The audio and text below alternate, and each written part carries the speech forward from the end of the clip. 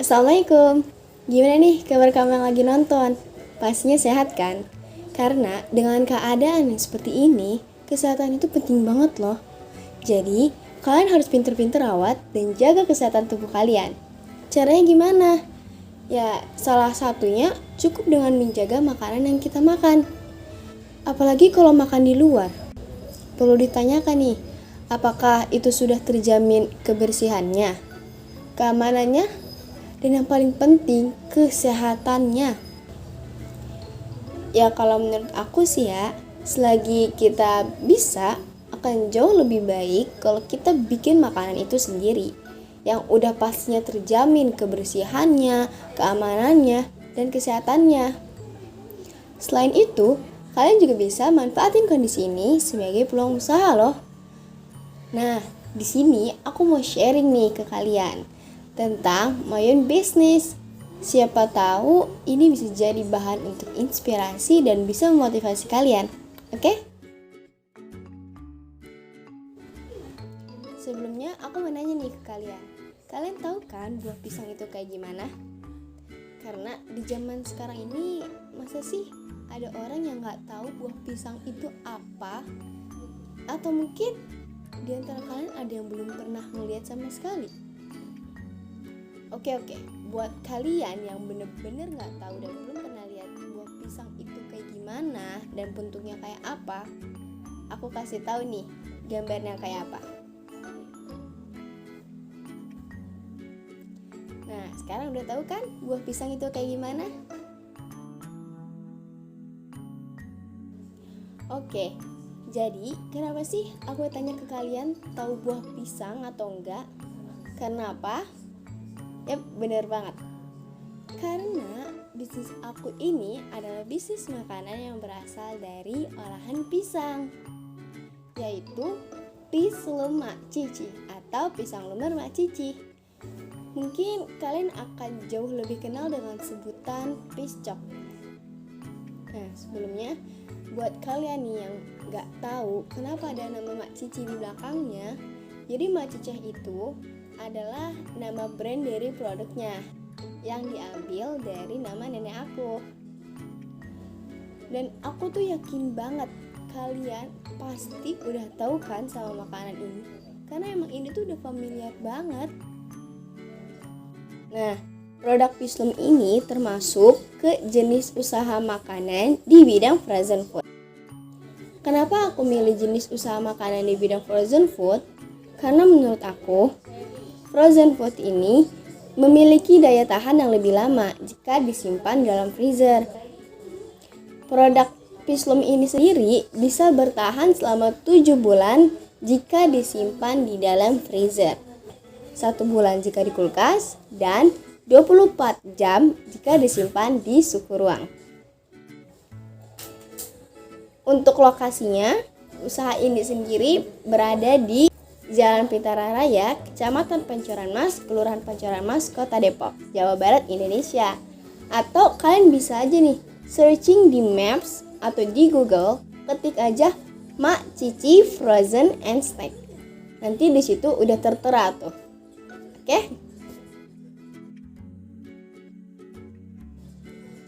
Untuk target marketnya sendiri, produk Pislem ini bisa dinikmati untuk semua kalangan, mulai dari bapak-bapak, ibu-ibu, anak remaja, sampai anak-anak. Karena menurut aku sendiri akan jauh lebih menyenangkan kalau produk usaha kita ini bisa dinikmati oleh semua kalangan.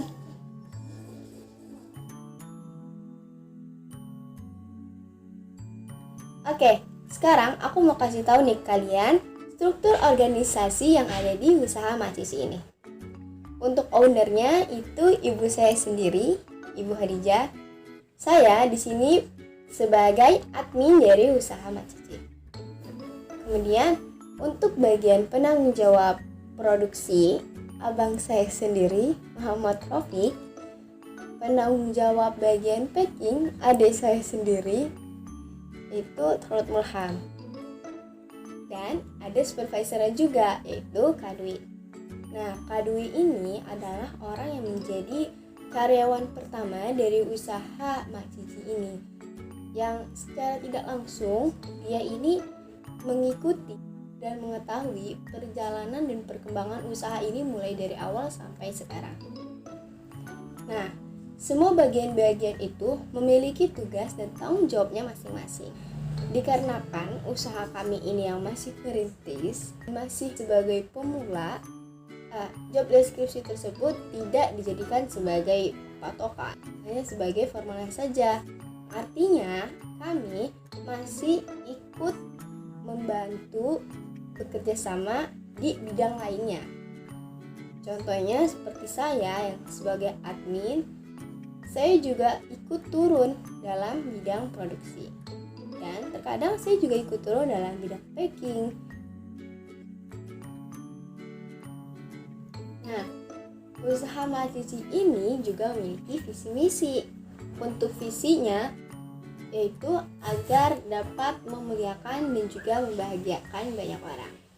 Nah, misinya ini sendiri yang pertama untuk membantu membuka peluang lapangan kerja. Yang kedua, memenuhi kebutuhan permintaan konsumen dalam hal cemilan frozen food, dan ikut membantu untuk mesejahterakan masyarakat yang memerlukan, yang diwujudkan melalui program Mak Cici Berbagi. Nah, setiap usaha itu pasti memiliki analisis SWOT-nya, termasuk usaha Mak Cici ini. Teman-teman udah pada tahu kan analisis SWOT itu apa? Oke, dimulai dari S. S itu apa? Strength, yaitu kekuatan. Untuk produk pistum ini sendiri memiliki beberapa kekuatannya. Yang pertama, produk pistum ini juga tersedia dengan varian rasa lainnya loh. Jadi bukan hanya pisang aja, kami juga ada nangka, ada nanas, dan ada juga pisang coklat yang dicampur dengan Milo. Ada juga pisang coklat beng-beng. Kemudian, oh iya, satu lagi nih, bukan hanya makanan manisnya loh. Jadi di sini juga kami memiliki makanan yang asin pedas gurih gitu, yaitu lumpia ayam pedas. Jadi pas banget kan? Yang manisnya ada, yang asinnya juga ada. Udah komplit. Strength yang kedua yaitu memiliki umur simpan yang lebih lama jika disimpan di freezer selama 7 bulan. Seperti yang udah aku jelasin tadi di awal. Yang ketiga, menggunakan bahan-bahan yang berkualitas premium. Mungkin kalian pernah dengar kata-kata ini. Harga tidak membohongi rasa. Dan kami juga ingin memberikan yang terbaik untuk para customer kami agar bisa merasakan senang dan puas setelah menikmati pistum ini. Nah, yang kedua, analisis SWOT yaitu W. W itu adalah weakness. Weakness ini apa? Kelemahan. Setiap sesuatu itu pasti memiliki kelebihan dan kekurangannya, sama seperti usaha Mak Cici ini dalam produk pistum. Nah, kelemahan dari produk pistum ini yang pertama, memiliki umur simpan selama 24 jam di suhu ruang. Yang artinya, kalau pistum ini disimpan di suhu ruang lebih dari 24 jam, kondisinya menjadi tidak layak untuk dimakan lagi. Nah, yang kedua, besar resiko jika dikirim keluar Jabodetabek. Kenapa? Ya balik lagi karena produk ini adalah frozen food yang artinya harus berada di suhu yang dingin. Itu sebabnya sampai saat ini jasa pengiriman yang kami gunakan seperti GoSend agar barang ini dapat sampai ke tangan customer dalam 1 hari. Dan meskipun ada yang harus menggunakan jasa kirim seperti JNE dan sebagainya, kami usahakan saat mengirim pistum ini dalam keadaan yang sudah sangat beku dan dikirim malam-malam. Karena kalau malam-malam biasanya itu akan langsung masuk ke antrian untuk diantar malam itu juga agar besoknya bisa sampai. Untuk kalian yang bertanya, kenapa nggak pakai ice gel aja biar pistumnya bisa tetap beku? Lagi-lagi kami memikirkan kenyamanan dan kepuasan konsumen. Karena jika menggunakan ice gel, maka akan diperlukan tambahan biaya. Selain itu, ice gel juga bisa memperberat timbangan paket. Yang biasanya 1 kilo itu kurang lebih bisa muat 4 bungkus pisang lumer. Dengan menggunakan ice gel, mungkin hanya akan muat 2 atau 3 bungkus. Nah, weakness yang ketiga yaitu QC atau quality control yang harus sangat hati-hati agar tidak tertukar dengan varian rasa yang lainnya. Jadi, FYI aja nih, sistem produksi pisang lumer Macici ini tidak dilakukan di dalam satu rumah. Untuk ikut serta dalam menerapkan kebijakan pemerintah yaitu WFA atau Work from Home, pembuatan pisang lumer ini dilakukan di 5 rumah, yang artinya di rumah masing-masing para karyawan. Jadi setelah para karyawan selesai produksinya, hasilnya ini akan di-store ke satu tempat untuk ditindaklanjuti selanjutnya, yaitu untuk diproses packing, kemudian pelabelan stiker, dan juga untuk diantarkan kepada konsumen. Karena kondisi pada saat produk ini disetorkan oleh para karyawan ke rumah ini yang tidak memakai label stiker, yang membuat kami harus berhati-hati agar tidak tertukar dengan rasa lain karena untuk menghindari ketidakpuasan konsumen atau customer. Nah, analisis SWOT yang selanjutnya yaitu opportunity, yang artinya peluang. Jadi produk Pisum ini juga memiliki beberapa peluang nih teman-teman. Nah, peluang yang pertama yaitu dengan memanfaatkan WFH atau work from home ini, pastinya banyak orang yang melakukan kegiatan yang mulai dari bekerja, sekolah, dan kegiatan-kegiatan lainnya yang dilakukan di rumah yang membutuhkan makanan yang bisa tahan lama seperti frozen food. Karena frozen food ini adalah makanan siap saji, sudah siap untuk digoreng kapanpun selama masih berlaku masa expirednya. Nah, opportunity yang kedua yaitu bisa memiliki agen dan distributor di setiap kota dalam Jawa. Kok bisa? Karena makanan ini sudah dikenal oleh banyak orang sehingga akan jauh lebih mudah untuk memperkenalkannya. Oke, kita lanjut analisis SWOT yang terakhir yaitu T. Nah, apa itu T? Threat, yang artinya ancaman. Produk Pisum ini juga memiliki beberapa ancaman. Yang pertama, dikarenakan sudah dikenalnya produk ini di kalangan masyarakat, maka akan jauh lebih mudah untuk ditiru oleh kompetitor lainnya. Ancaman yang kedua, adanya kompetitor yang meniru produk ini namun menjualnya dengan harga yang jauh lebih murah. Meskipun kualitas yang dipakainya tidak sama, tetapi dengan adanya kompetitor yang seperti itu bisa saja membuat customer jadi mikir 2 kali untuk membeli produk kita. Nah, ancaman yang ketiga yaitu hal yang tidak mudah untuk kita hindari. Apa? Yaitu para agen, reseller, dan juga distributor yang banting harga. Setiap usaha tidak luput dari yang namanya pesaing. Nah, usaha Pisum Macici ini juga memiliki banyak pesaing, mulai dari orang jauh, bahkan orang dekat pun ada loh yang menjadi pesaing. Aku ambil contoh pesaing yang orang dekat ya. Jadi orang dekat ini kita kasih inisial A. Kita kasih inisial dia A, dan usaha Macici ini inisialnya B. Jadi usaha si A ini benar-benar membuat produk yang sama persis seperti yang ada di usaha kami ini.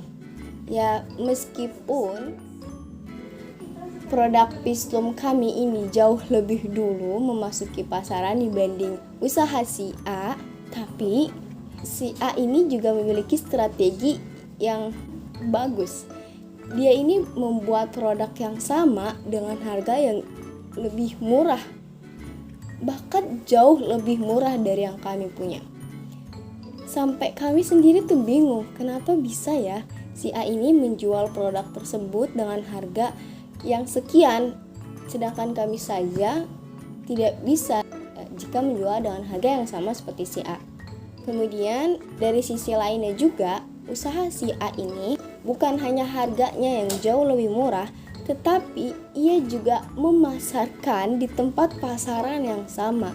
Tentunya hal ini tuh bisa membuat customer yang mungkin biasanya membeli produk kami, melihat produk dari si A ini mikir dua kali, karena dia melihat dan menemukan produk yang sama namun dengan harga yang berbeda. Nah, yang selanjutnya yang dilakukan usaha si A ini yaitu setiap usaha kami membuat terobosan inovasi baru dengan memunculkan variasi rasa terbaru, misalnya seperti rasa nangka, nanas, Milo. Usaha si A ini benar-benar mengikuti apapun yang kami keluarkan. Terdengar menjengkelkan memang, karena secara tidak langsung dia telah menutup tempat pasaran produk kami. Tapi yang perlu dilakukan untuk menyikapi pesaing ini adalah dengan melihat kelebihan dan kekurangan apa yang dimiliki oleh dia dan tidak dimiliki oleh kami. Untuk apa? Untuk bahan evaluasi, agar kami dapat mengetahui kekurangan dan kelebihan apa nih yang ada dalam usaha ini, dalam produk ini, agar kedepannya bisa menjadi jauh lebih baik lagi. Tapi dengan adanya pesaing atau kompetitor tidak membuat kami menjadi menyerah, bahkan menjadi penyemangat, karena kami juga memiliki kelebihan-kelebihan yang mungkin tidak dimiliki oleh kompetitor itu. Ya, salah satunya bahan-bahan yang kami gunakan, bahan-bahan yang berkualitas bagus dan memiliki banyak jaringan penjualan. Selain itu, produk kami juga sudah memasuki pasar retail modern. Untuk saat ini, produk kami ada di sekitar 6 pasar retail modern, dikarenakan kondisi pandemi yang tidak memungkinkan untuk pergi ke lokasi yang sangat jauh dari lingkungan. Untuk menjalankan bisnis ini, kami menggunakan beberapa strategi. Yang pertama yaitu melakukan penjualan dengan sistem volume. Nah, apa sih sistem volume ini? Jadi, sistem volume ini artinya melakukan penjualan produk dengan jumlah yang lebih banyak meskipun margin yang diperoleh lebih rendah dibanding menjual menggunakan sistem langsung kepada konsumen. Kok bisa margin yang diperoleh jauh lebih rendah? Karena kami lebih memfokuskan menjual produk ini pada para agen dan distributor, di mana terdapat jumlah minimal pembelian produk.